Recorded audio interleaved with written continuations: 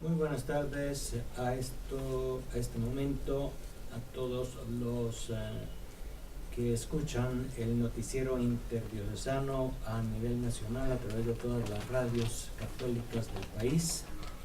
Un saludo también a los miembros de la prensa local aquí en Cobán que se han hecho presentes y a todos los que ponen atención a este momento en el que vamos a leer un comunicado de la Conferencia Episcopal de Guatemala, fruto de una de las últimas reuniones que hemos tenido. En estas reuniones nosotros pues siempre analizamos un poco la realidad nacional y queremos sumarnos a la voz de la ciudadanía entera para manifestar por una parte nuestras preocupaciones y por otra parte para sugerir pistas de acción en algunos temas del interés nacional.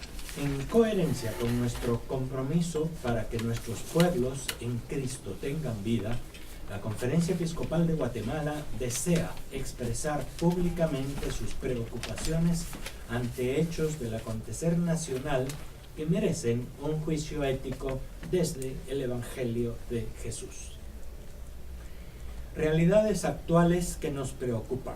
La primera es la migración hacia el norte, que sigue siendo un fenómeno incontenible. Se agrava más porque en los últimos 2 o 3 años involucra a menores de edad que son enviados desde acá por sus familiares, que parten en busca de sus padres que están indocumentados o que huyen de la violencia en sus lugares de origen y a veces en sus mismos hogares. La migración refleja la búsqueda de oportunidades que aquí no se encuentran, el deseo de trabajar para sostener a la familia y el deseo de reunificación familiar. Cruzar México se ha vuelto cada vez más peligroso y la actuación de muchas autoridades migratorias y de seguridad deja mucho que desear. Ello, sin embargo, no disuade a la población, especialmente a la joven y masculina, de seguir intentándolo.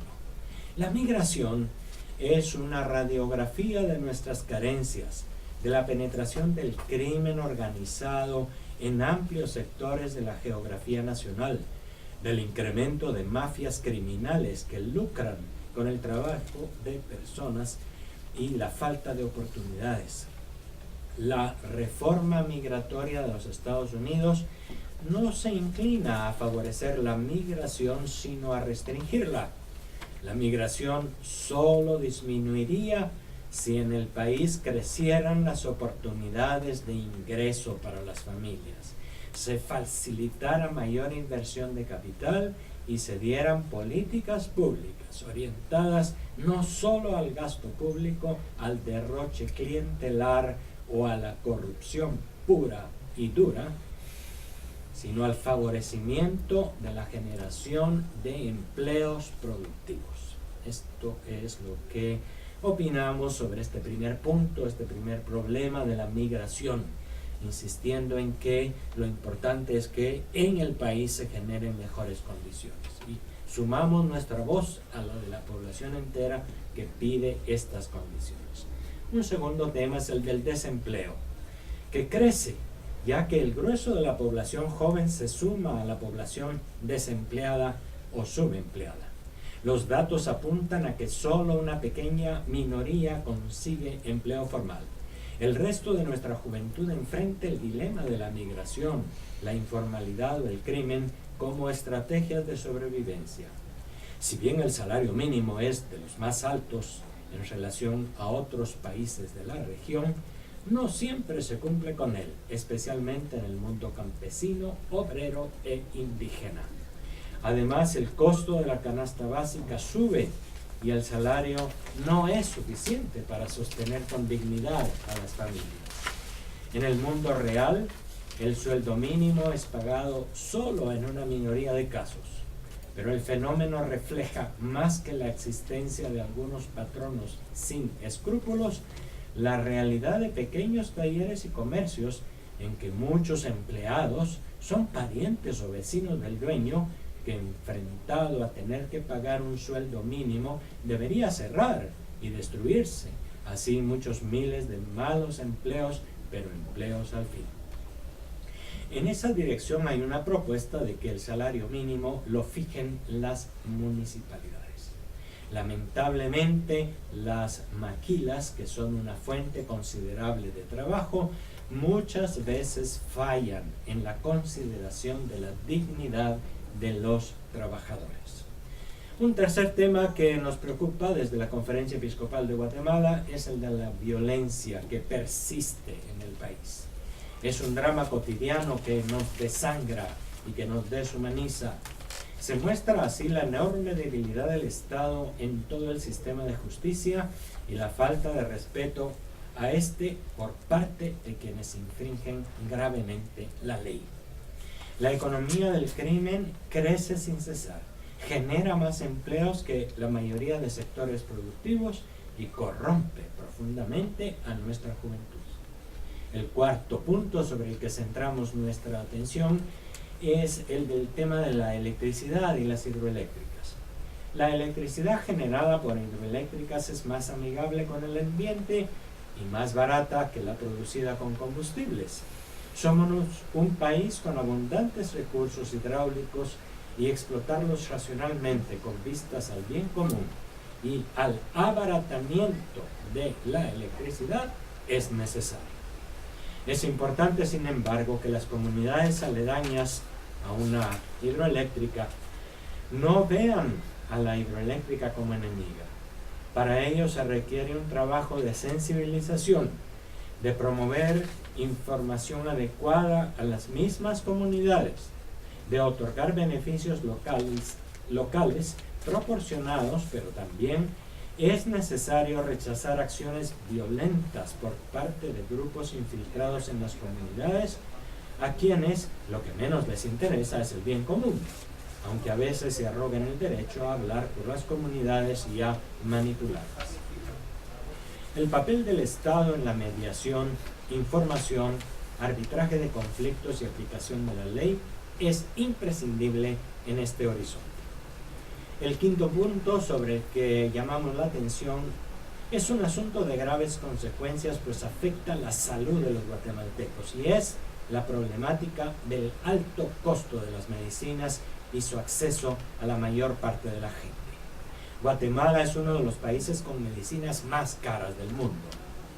En viajes al exterior hemos observado medicinas no genéricas con los mismos nombres comerciales que tienen en Guatemala y con costos 5 o 6 veces inferiores a los nuestros. Abaratar a niveles de mercado las medicinas parece una demanda razonable, y denunciar la manipulación de precios y los oligopolios es también justo. El sexto punto, como ustedes ven, son varias cosas las que nos preocupan a los obispos de la situación nacional. Es la siguiente: persisten dudas muy serias sobre las concesiones mineras en el país. Se sigue creando conflictividad. El Estado debe velar para que todo proyecto de explotación minera esté al servicio del desarrollo de la población. La explotación de recursos no renovables debe tener como resultado beneficios perdurables para el país. Algunas concesiones se han dado con resultados de impacto ambiental poco serios y de dudosa calidad técnica. No se han respetado las consultas comunitarias que con grandes esfuerzos hacen las comunidades mientras el Estado no los apoya. No se atiende tampoco a recomendaciones de los estudios hechos sin ánimo de lucro. Hay serias dificultades para abordar la problemática minera en un marco que tenga el bien común del país como horizonte último. Y el último punto, aunque en realidad son muchos en la realidad nacional, es que en el ámbito de lo legal denunciamos el abuso de los amparos como estrategia para dilatar o enredar sentencias, con la secuela de injusticias contra gente inocente. Justicia retardada e incumplida es lo que más vemos contra el aforismo legal de que la justicia ha de ser pronta y cumplida. 7 puntos que pues reflejan graves dificultades en el país, y que en el fondo también nuestra llamada de atención es para que la ética, es decir, los valores morales en quienes son responsables ante estas situaciones, pues sea tomada en cuenta. Y en la última parte del comunicado hacemos unas principales sugerencias de acción. Creemos importante el establecimiento de un diálogo nacional que busque alcanzar consensos en temas de fondo y que tenga el suficiente músculo político para enfrentar con acciones algunos de los problemas de fondo ya señalados. Segundo, poner atención a una nueva ley de minería y de hidroeléctricas que responda en primer lugar al bien común nacional. Tercera sugerencia en este comunicado de la Conferencia Episcopal de Guatemala ante algunos puntos de la realidad nacional es nuevas y eficientes políticas en favor de un sistema integral de salud para todos los ciudadanos, que como consecuencia logren el acceso a medicamentos y control de los precios cuando sabemos que las medicinas en Guatemala son mucho más caras que en los países vecinos.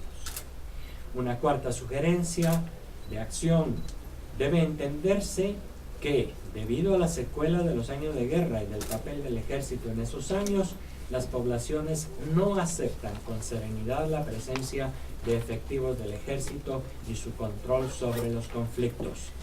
También los líderes locales de las comunidades que enardecen hacia la violencia y a sus seguidores deben entender su grave responsabilidad al respecto y a las consecuencias de sus incitaciones.